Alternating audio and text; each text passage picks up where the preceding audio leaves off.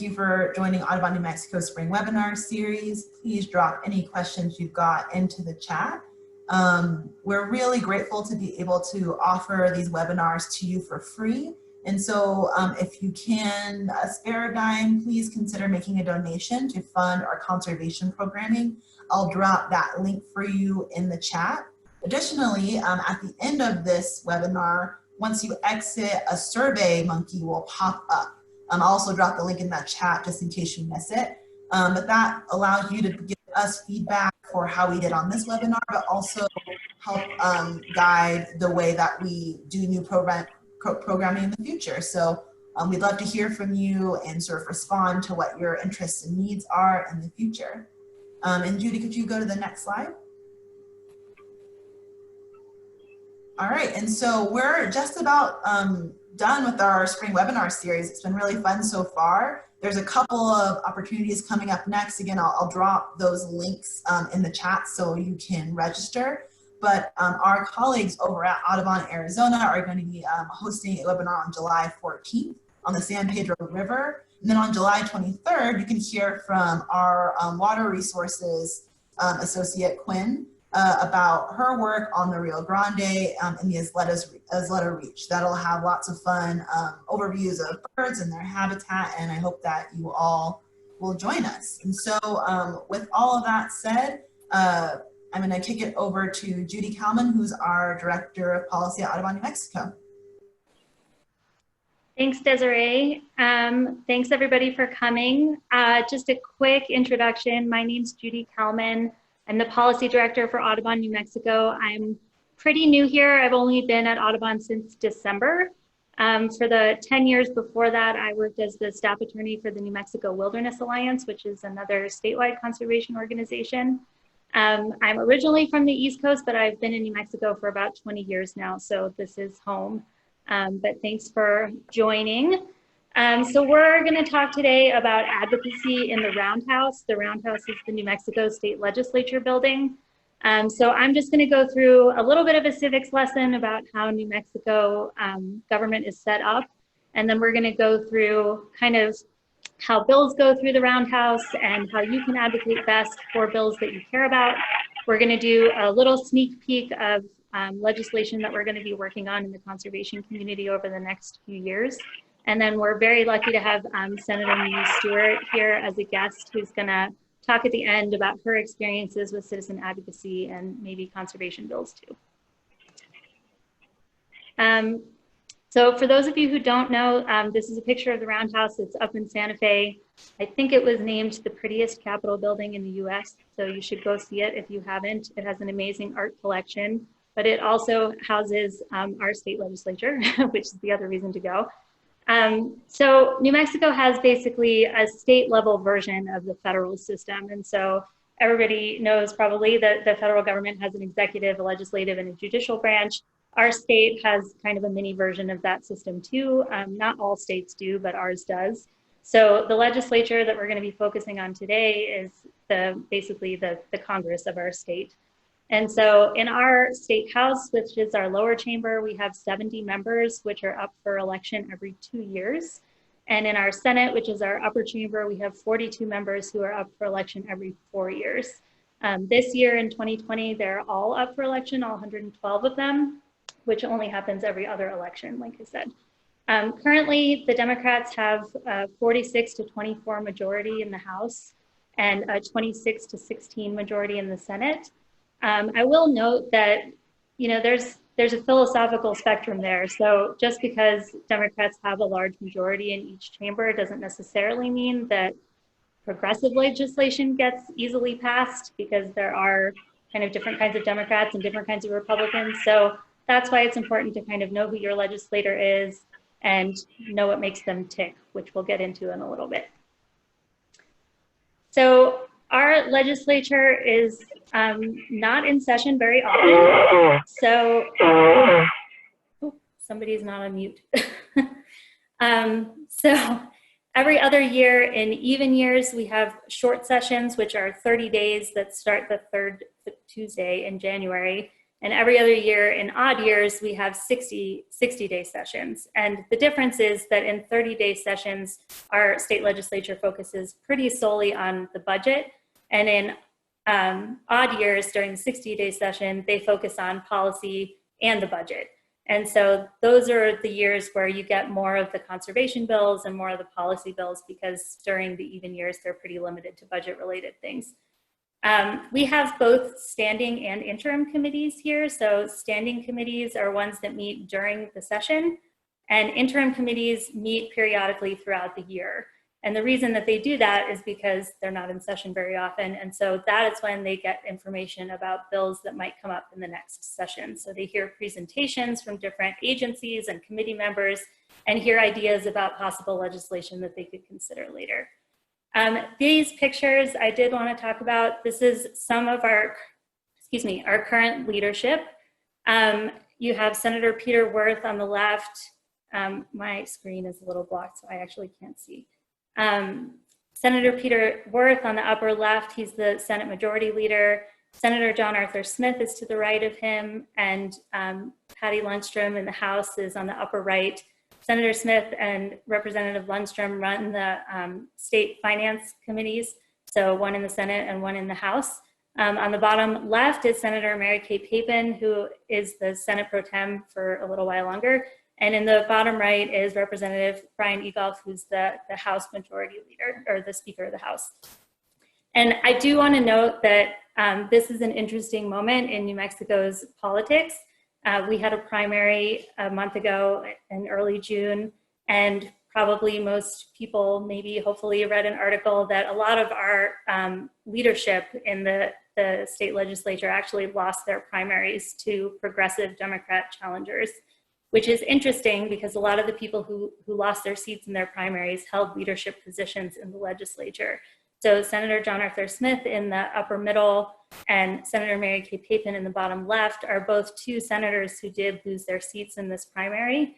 That really will change how the legislature operates in the future, because we'll have different and probably more left-leaning legislators in some of those positions. And so that's important because the chairs of committees decide which bills get heard in that committees. The President Pro Tem decides a lot of the committee membership.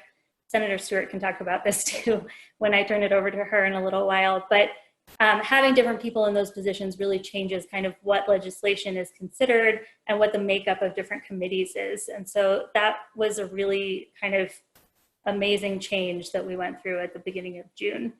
And that leads to the comment at the bottom of this slide, which is that some of you are more powerful than others. And it's just an unfortunate truth that if your legislator is the chair of a committee or in a leadership position, they're probably in more of a position to influence what legislation gets heard in committee and even what legislation gets scheduled on the floor. And so if you are one of those people who's in the district of one of those legislators, you actually maybe have more pull than somebody whose legislator is not in one of those positions. And so later in this talk, we're going to go through how to find out who your legislator is, and also who is the chair of each committee, and I'll show you how to find all that on the website. Yeah. So I don't know if everybody knows I'm Just a Bill, but it's like my favorite civics video ever, and I shared the link at the end of the webinar so people can watch it if they want to, but I think it's actually pretty accurate and fun, and it gets stuck in your head. So that's why this cartoon is referenced. But I did want to go through kind of how a bill becomes a law. We don't have to go into it too detailed, but I just wanted to note that there are lots and lots of steps that happen before you even get to legislation being introduced. So most of the time, there's lots and lots of work in advance on a piece of legislation. Eventually, it gets drafted, it gets introduced into the legislature, it has to get assigned to different committees. Which committees it gets assigned to is determined partially by the leadership in the legislature. And then usually they go to two committees, they get amended, they go to more committees, they go to the House and Senate floor. They sometimes have to go back to the other chambers so that there's a bill that's agreed upon. And then finally, once one single bill is approved by the entire legislature, it either gets signed or vetoed by the governor. And lobbying and advocacy occurs at every single one of those steps. And I would say the earlier in that process that you can advocate, the better, because that's where you really are forming what the bill looks like and how the bill might work. So New Mexico is unique, as it always is. We have a citizen legislature in New Mexico, which means that our legislators are unpaid. They do receive a per diem for each day that they work, either in interim committees or in the regular session, but they don't get a salary. We are the last state in the country, I believe, to not have a paid legislature. The other part of that is that they don't have staff. And so they have staff during the legislative session, but they don't have staff during the year.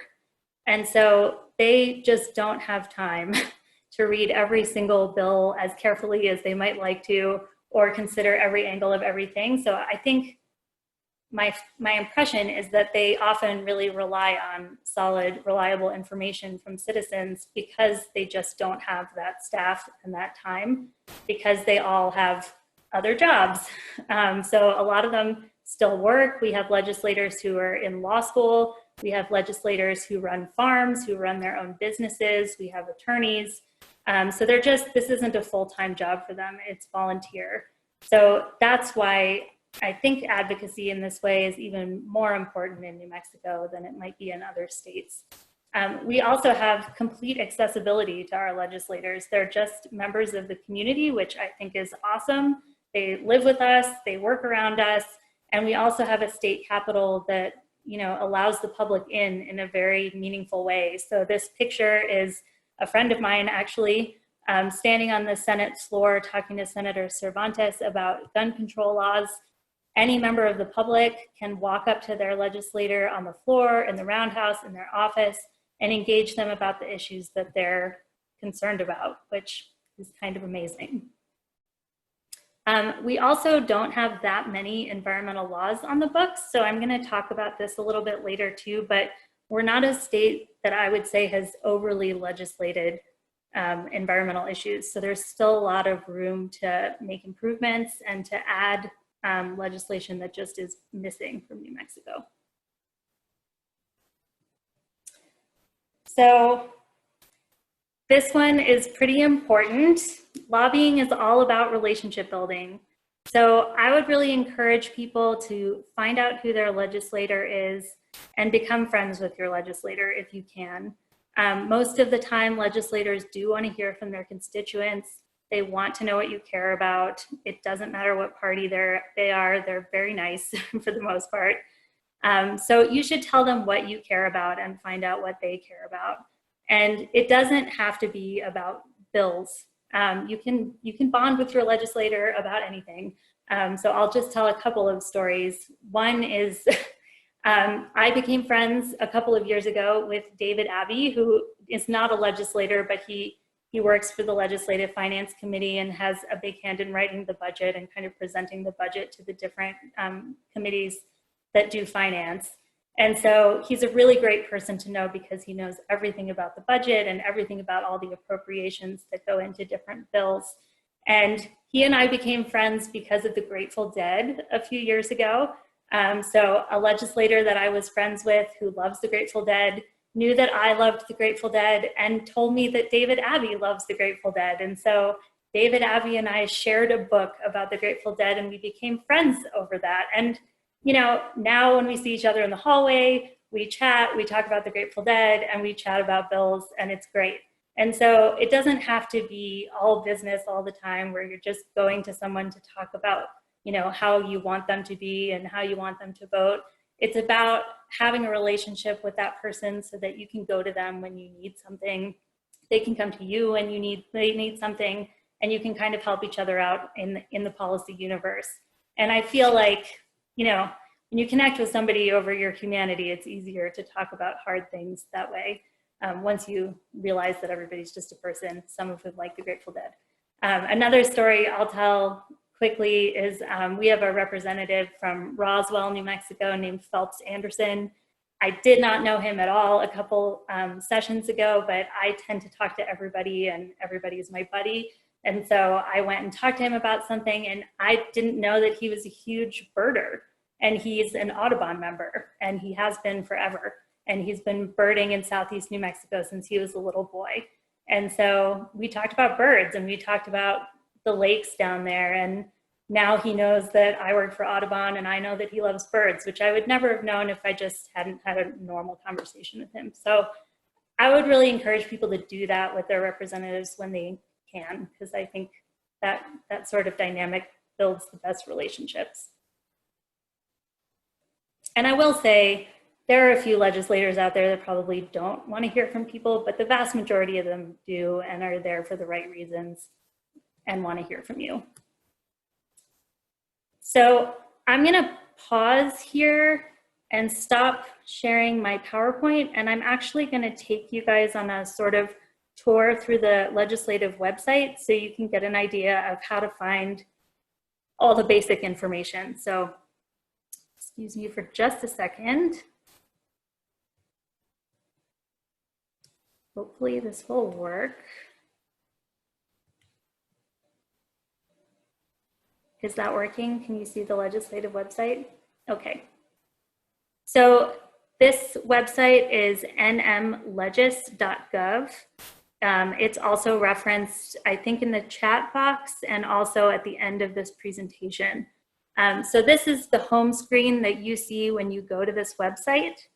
I just want to take people through a couple tabs so they know kind of where to look for things. So up here in the upper left, you can click Legislators, and you can click Find My Legislator. And here you'll see that you can actually search by your address for your House member on the left and your Senate member on the right. And so that's a really easy way to figure out who both your representatives are. Once you do that, I will show you what happens. We'll just use my address, I guess, and you can all know where I live.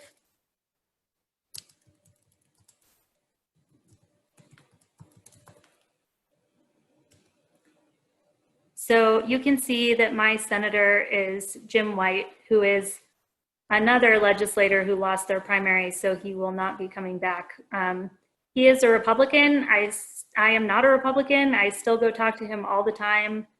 He wants to know kind of what's going on in the district from my perspective, and has always been extremely nice to me. So it doesn't matter what party people are. I would still encourage people to go meet with your legislator, even if they're not your party. So if you go to this and you find who yours is, you can click that and it will take you to their contact information. So you can see which district he is, the counties he's in, when he was in office, what they do for a living, and then ways to get in contact with them. Not all legislators check their NM Legis website or email, so you can always call people. There's always at least one phone number. So once you know who that is, you can also figure out, oh wait, I'm gonna actually stay on this page for a second, I'm sorry. So from your legislator's like little contact page, you can also see which committees they're on. So you can see that during this session, which is the standing committee, Senator White sits on Senate Finance. And in the interim, he's a member of Legislative Council and a member of Legislative Finance Committee, and he sits in an advisory capacity on these other committees. So if you have an issue related to finance things and he is your legislator, that's a good place to be because he sits on the Senate Finance Committee. So you can also click the Senate Finance button and you can see all the members of Senate Finance. So you can see all the committees up here at the top. There's a committee tab just on the home page. So this is the home page again. So you can go to committees if you want. On the left two are the standing committees that meet during the session. So you can click on agriculture and water resources, for example. You can scroll down during the session. They will have a calendar. It'll show you up here where they meet and when they meet. And it'll show you all the members that are on that committee. That same thing goes for interim committees on the right here. So these are the committees that meet during the year. And they're different makeup than the ones that meet during the session because the interim committees are made up of both House and Senate members. You can also go to this tab up here called Legislation. This is a good one to look at during the session. You can find legislation by any number of ways. You can do it by keyword if you want. You can do it by sponsor. You can look at capital outlay, which is some of the funding mechanisms that the legislature has. So there's all kinds of ways to do that. We can go back to a legislators page. We can use Senator Stewart since she's here. If you want to find a bill by sponsor, we could click Senator Stewart and we could search during a specific session that we were interested in. So say the 2019 session, we could go up here and say we want to know what she sponsored during that session and hit search. And we can see all these, wow, she sponsored a lot of legislation during that session. So you can kind of go through and see what she was interested in. And if you want to look at a specific bill, you can click it and it'll take you to that bill's text. And you can also see kind of what happened to that bill during the session because it was in the past. So during the session, you can use this tab even just to find things by the date they were introduced. So you can kind of go through day by day and see each day of the session what bills were introduced that day. During the legislative session, bills can be introduced until the halfway point of the legislative session. So you know that no legislation is going to be introduced after the halfway point. So you only have to look for the first half. So that's helpful. A couple more tabs on this website that I just want people to know about. The What's Happening tab is really helpful during the legislative session because it will show you what's kind of on the docket for that day. And it will actually show you down here the webcast of all of the committees. You can watch all of them online. You don't have to be there in person to see what's going on. So you can just, I think Legislative Council is over right now. But when a committee is ongoing, this little webcast will be there and you can click it. It will take you to the webcast page for the legislature and it'll have a list of everything that's playing right then. So if there are several committees playing, you can watch any of the ones that are ongoing. You can actually go back in time and watch past hearings and past floor sessions. So everything is webcast. So that's very helpful, and it's usually all in this What's Happening page. You can also go directly to the webcast from the homepage, basically, of the legislative website. So I think that's kind of mostly what I wanted people to see. I can go through that again at the end if people have questions or want to re-look at that. So I'm going to go back to my PowerPoint. Hopefully. Whoops, sorry.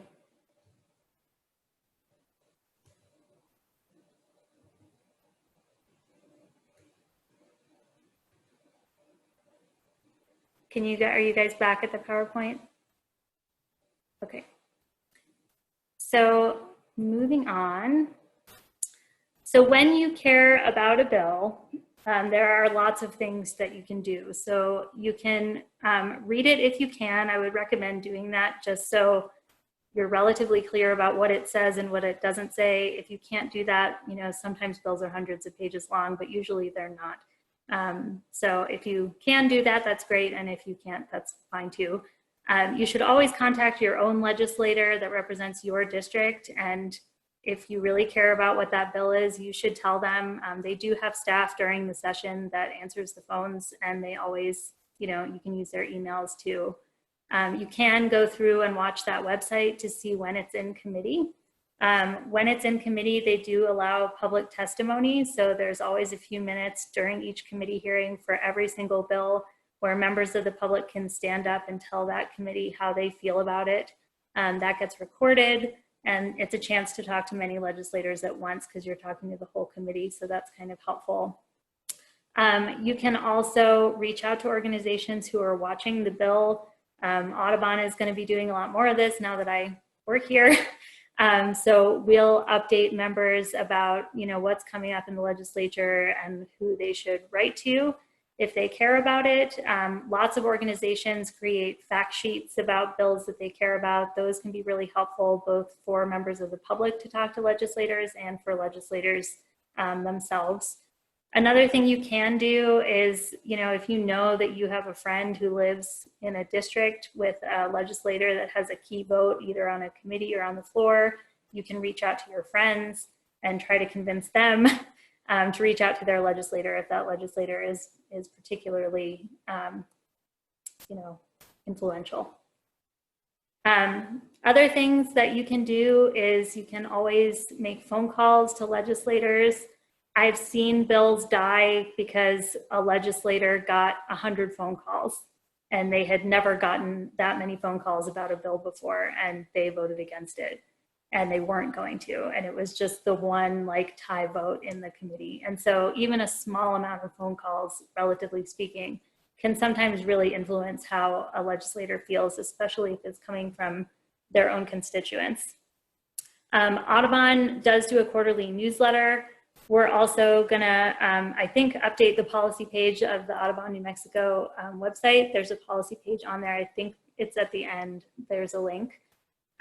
You can always call into KUNM has a great regular segment about the legislature during the session. So there's a lot of helpful information there. You can call into the radio, newspapers, op-eds, paying attention to our action alerts.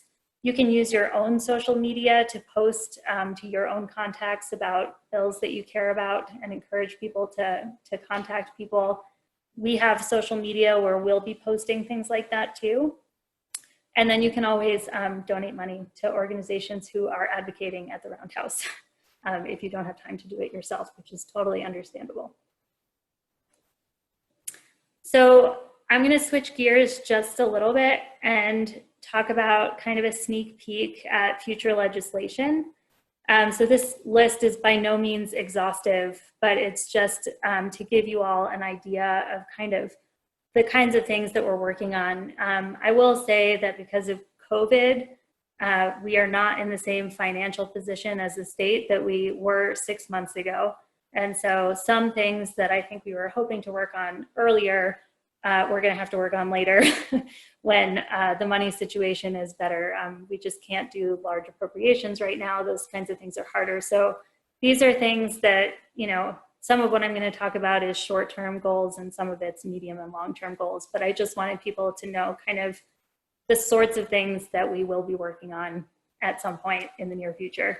So landscape planning bills, excuse me.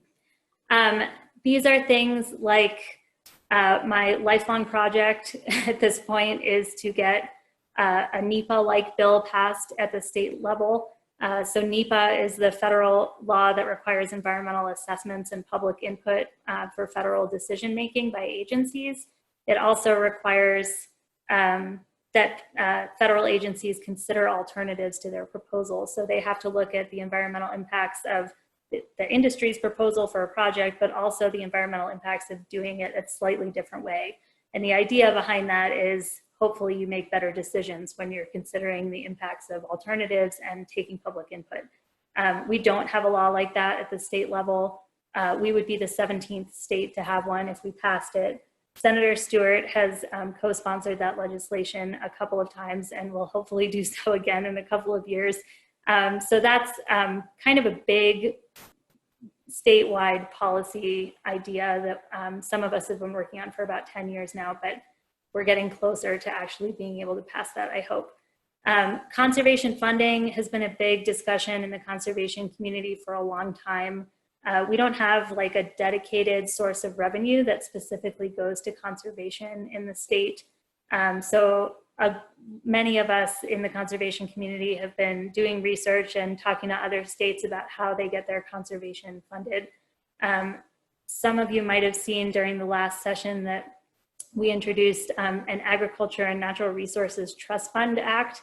And that would have taken, it would have basically created a fund with a percentage of it's like a percentage of the interest on our reserve, which is like our state's savings account, would have gone towards getting federal matching funds. The federal government has a lot of money available for conservation, but it often requires a state match. And so this would have set up a fund to provide that state match to get those federal dollars into the state for things like watershed restoration, habitat restoration, that kind of thing.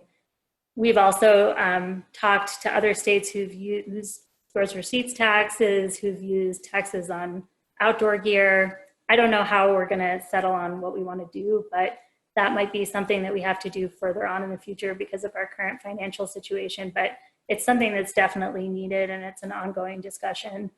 Wildlife bills, I'll just mention one. We've been working for a long time, and Audubon has been working on this for a long time too, kind of restructuring the way the Game and Fish Commission is structured. So the Game and Fish Commission is a 7-member board appointed by the governor that kind of directs how the Game and Fish Department goes, and they hire the Game and Fish Director. And those are totally at-will political appointees by the governor. And so the idea is to kind of restructure that so that there are qualifications required for being on it, so that there's actually a scientist on the commission, and maybe not all of them would be appointed by the governor, so that there would be kind of a balance of who's on it and what their qualifications are. That bill has gotten pretty close before. I will say a lot of this legislation takes many, many attempts. So it's pretty rare that you just introduce a bill like a conservation policy bill and it just passes on the first try. It's kind of an ongoing process over many years and many sessions to pass conservation bills, because you have to keep talking about the issue and keep talking to different legislators and kind of get everybody slowly on board more and more over time. So that's why I talk about these things as if they're like many-year processes, is because they are, even though we have different sessions that are different, we keep introducing the same bills and hopefully getting closer and closer to passing them. And then we are hoping to do a lot of water policy in the next few years. People might know that Representative Melanie Stansbury has kind of taken on water as her issue since she got to the legislature 2 years ago. So we're hoping to help her a lot with some of her water policy initiatives, which kind of run the gamut from in-stream flow protections to a constitutional amendment to change the state engineer. So we're kind of looking at a lot of ideas, but improving water policy is something that really needs to happen. So I think I'm going to turn it over to Senator Stewart in a moment. We're really lucky to have her in the legislature and on this webinar. She is a total conservation champion and has sponsored so much conservation legislation, including bills that I've worked on. So she and I have worked together for years now.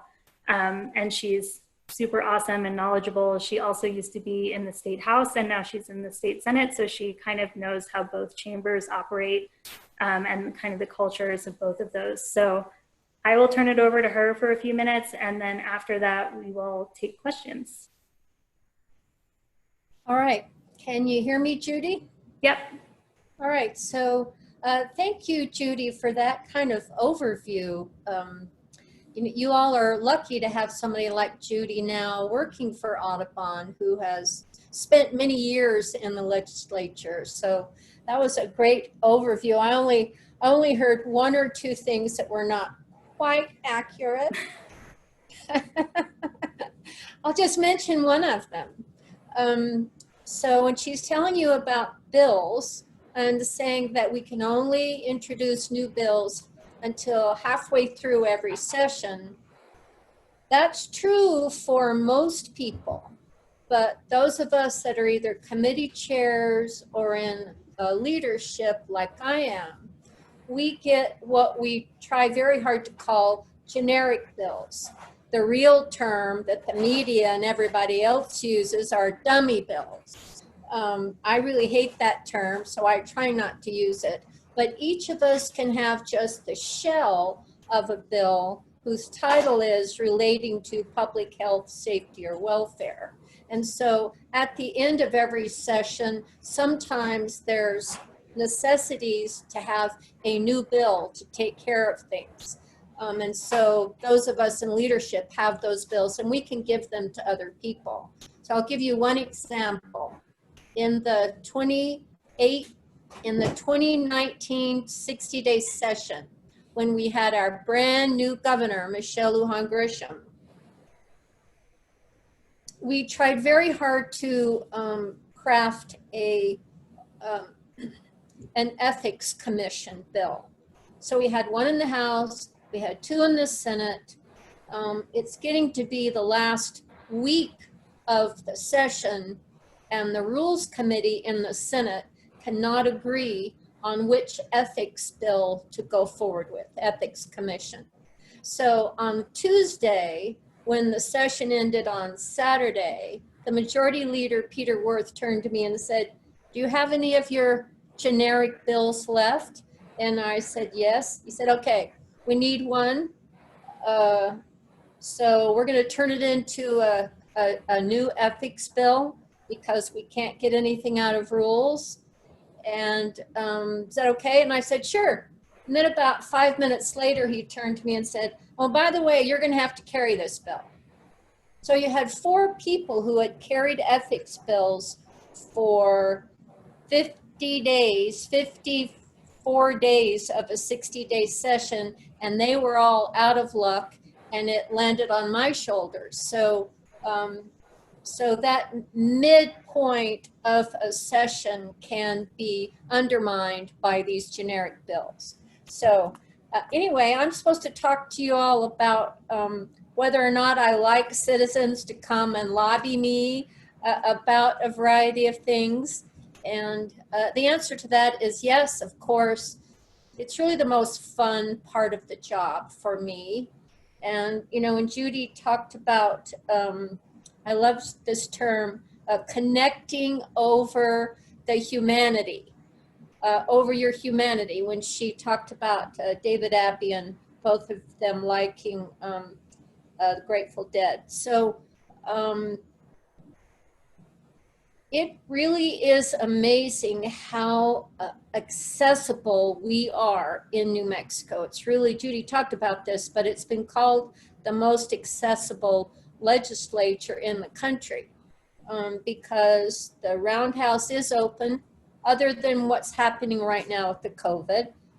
Normally, this is the first time when we had this special session, first time ever in our history since we became a state in 1912 that we've had to close down the legislature. So, but under normal circumstances, anyone can come into the legislature. You can go into any committee that's in session, and depending upon how many people want to speak, you can stand up in support or in opposition to a bill. So that's the end game, though. What you really need to do before then is contacting your legislator. So the trick is to figure out where they are and when. So we're all on committees. My committees, I'm on education and judiciary. So Monday, Wednesday, and Friday is a day for me where I start at 8 in the morning with education. I go right from education to the floor session. I go right from the floor session to judiciary. And if the floor session has been long, I could start judiciary around dinner time or later and go into the evening. So when we talk about legislative time, we mean that, yeah, we have certain times during the day that we try to do things, but then if you start late with the first one, then you know how it works. You're late for all of them. So contacting us before a committee or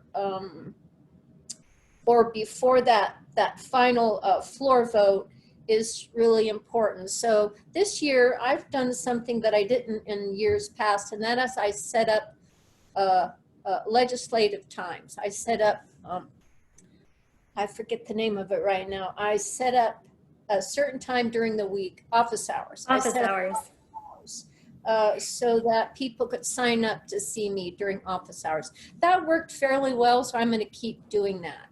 But you can also catch us in between committee meetings or when we come off the floor of the House or the Senate while we're on our way to our offices. You can certainly call our offices. We're not in our offices very often. I'll just have to say that. We're either in committee or on the floor a lot of the times. And if you're calling my office to actually speak to me in person, you could ask my secretary if she could sign you up or he could sign you up for the office hours. But mostly you should just come to the Roundhouse and watch what we're doing. You should watch the committees. You should watch the floor sessions. You'll get a good sense then of when you might be able to talk to us, if you can sort of spend a few days up there seeing how it all works. So one of the best mechanisms to talk to your legislator is to have just a one-pager. And Judy produces these for the bills she's working on.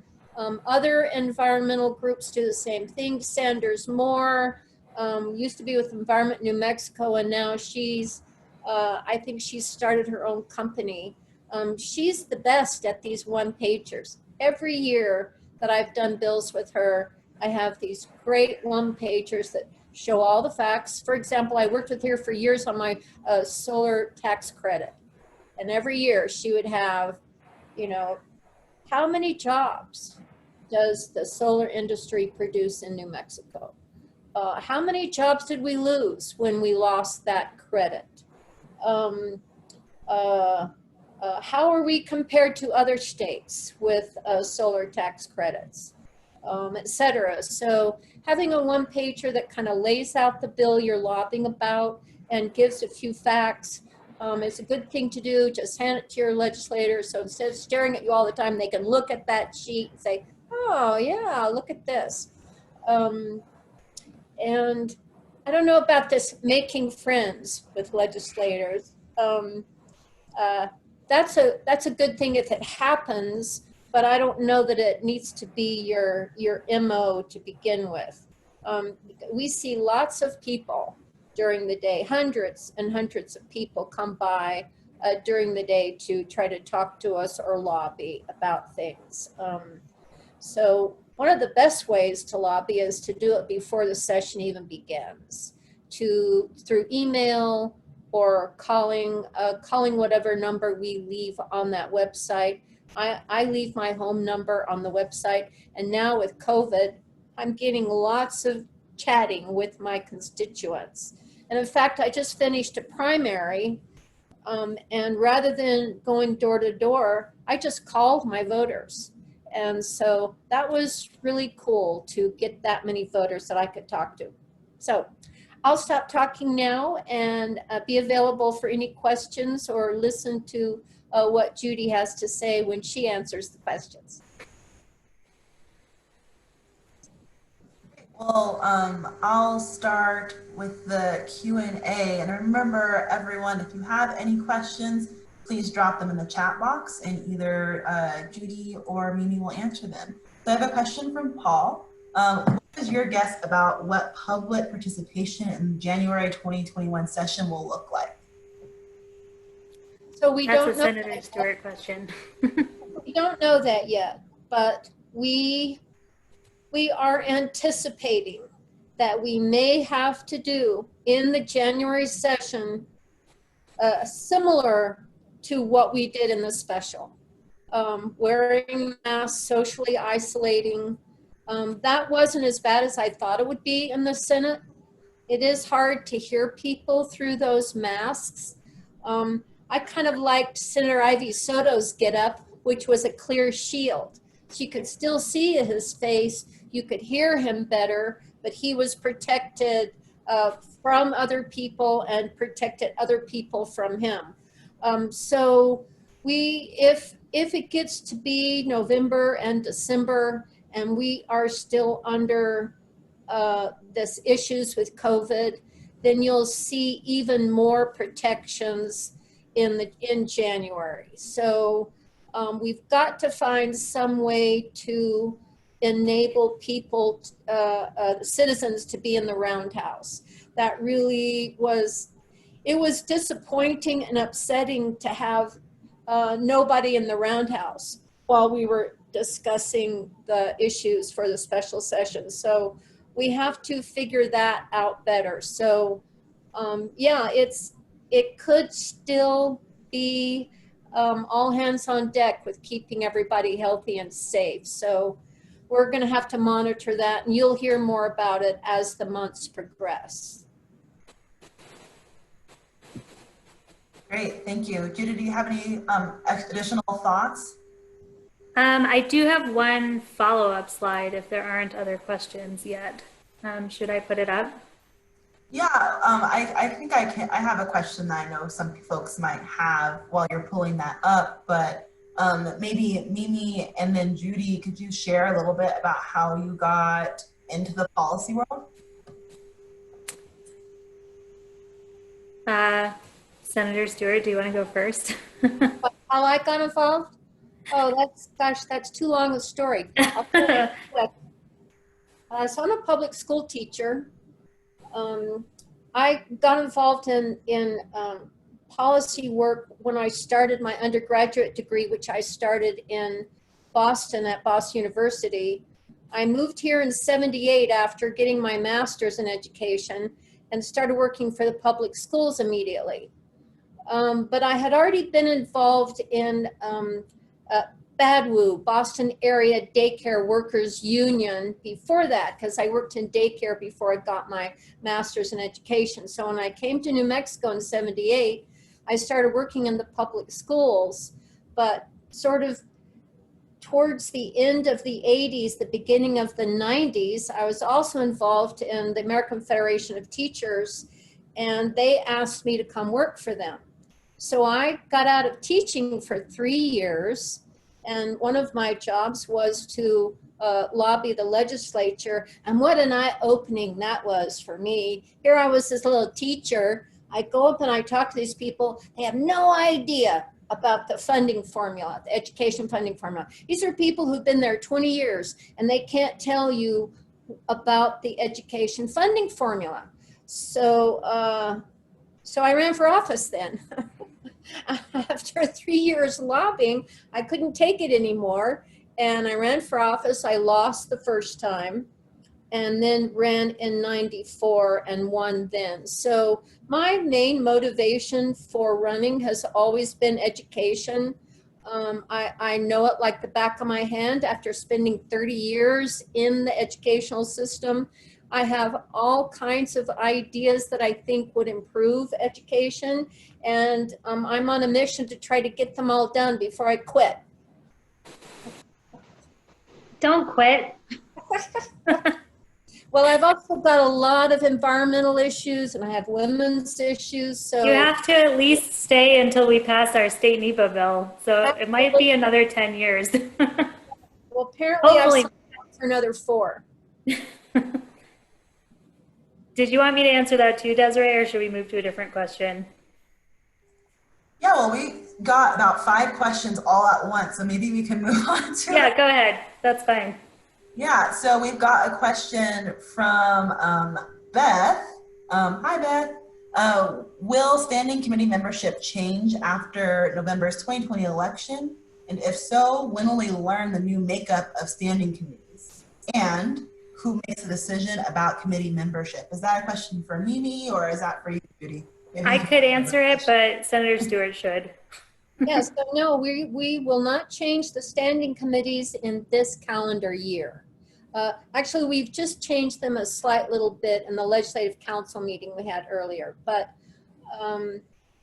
standing committees are the session committees.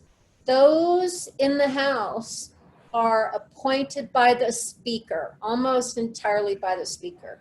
In the Senate, the Committee on Committees, run by the pro tem, appoints the standing committees and the interim committees also. So after the November election, the Senate in particular is going to have a huge change. We will have at a minimum 9 new members because 5 members lost their primaries that are Ds, 2 Republicans lost their primaries, and 1 D and 1 R chose not to run again. So we will have huge changes in our standing committees in the Senate. We don't know yet about the House. It depends on the election. And the Speaker in the House and the Pro Tem in the Senate. Awesome, thank you. And so our next question is, you said that getting NEPA, so that's the National Environmental Policy Act type law in New Mexico is a lifelong project. What are some of the obstacles or objections you've encountered? Terry says, I'm a transplant to New Mexico from the Midwest and don't really have a feel for the political climate towards environmental issues. Welcome. Well, that's a complicated question, but I'll try to answer it briefly. I shouldn't have said lifelong project. To be fair, we've only been working on it for a decade. That's not a whole life. Hopefully it won't take the whole rest of my life. But it is a hard one. So just again, to remind people, NEPA is the federal law that requires quite a lot of process before federal projects are approved. So that has definitely been kind of the biggest obstacle, is people who don't like NEPA at the federal level, because it makes decision making a little bit slower and a little bit more costly, think that it is a very bad thing to do at the state level for the same reasons. So they're worried about cost and they're worried about delay. So it's mostly industry that, you know, whose projects would be subject to a law like that, who don't like the idea of passing it because they don't like how they have to do it at the federal level. They all get through it fine at the federal level and it doesn't kill them. So it wouldn't kill them to do it at the state either. And like I said, there are a lot of states who do have a state NEPA-like law, including states you would not think of. So North Carolina has one, Montana has one.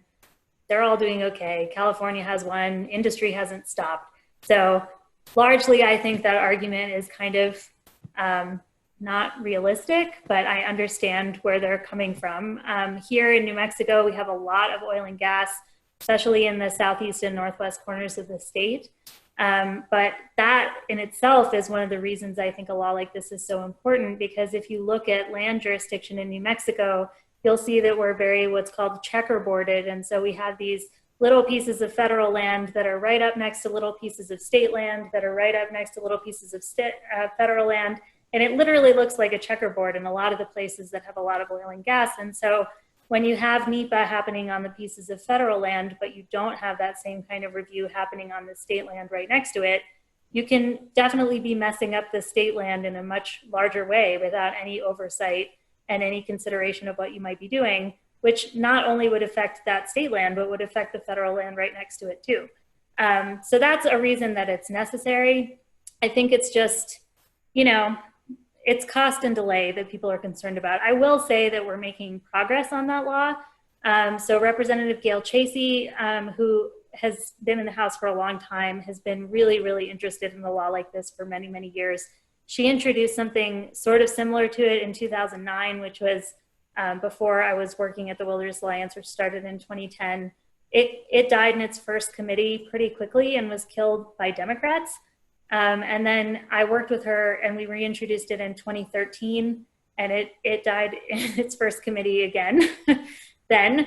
And then we took a pretty long break while Governor Martinez was in office and started the process again in 2018. Senator Stewart helped us get a Senate memorial passed, which is just kind of like a statement of the legislature that created like a task force stakeholder meeting to talk about this issue. So we actually held a series of meetings all through 2018 where we invited industry, we invited everybody you could think of to come and talk to us about the need for this bill. And we rewrote the bill largely with input from those industries and from tribes and from everybody else who wanted to provide input. And then we reintroduced the bill in the 2019 session, and it actually did get past a couple committees. And members of the administration came to committee and stood up in support of it. So the Environment Secretary, the State Land Office, and the Department of Indian Affairs all came and supported the legislation. We've heard that the governor is at least conceptually supportive. So I think it's a lot more possible during this administration than it has been in previous ones. I don't think we're going to introduce it in the 2021 session, largely because of funding issues, but I would expect to see it again in 2023, and I do think it has a shot. So it's inching along, but slowly. Thanks, Judy. We have a couple more questions and 3 more minutes, so let's see if what we can get through. So Stephen asks, is it true that well-heeled professional lobbyists have an advantage over grassroots citizen lobbyists? They have research staff, and can wine and dine legislators. Well, not in my office and not with me. I usually can get my own dinner and wine. Thank you very much. So, I think that's a sort of a myth. There's just some legislators that are more aligned with, for example, the oil and gas industry. We have many legislators that actually either own oil and gas or work for that industry. And we have a fair number of educators in the Roundhouse. So those educators tend to be more aligned with, for example, the teacher unions and other education groups. Those that, own an oil company tend to be more aligned with them. So I don't think it's a question of a well-heeled lobbyist who can wine and dine you. Rather, I think it's where your interests lie and who you are and what your background is. So I don't need to be wined and dined, but I certainly like people to give me a little one-pager about their issue or come and talk to me. And most of the time I know about them I know about those issues anyway. So I think that's a myth that's not really true. Even though the newspapers don't help very much by saying, oh yeah, these legislators had dinner and they spent $20,000 on it. I don't know where they get the $20,000 from, because many of us don't show up. So I hope I gave you a flair for an answer. All right, thank you, Mimi. I think that we're just about at time. Thank you, Senator Stewart and Judy, for leading us through this webinar. This webinar is recorded, and so we're going to be uploading it onto our YouTube page in a couple of days, so look out for that. And we hope to continue doing series like this digitally and then also in person when we're able to. So certainly make sure that you're signed up for our newsletter and that you're just keeping in touch. Thanks, everyone. Have a good day. Thank you. Thank you.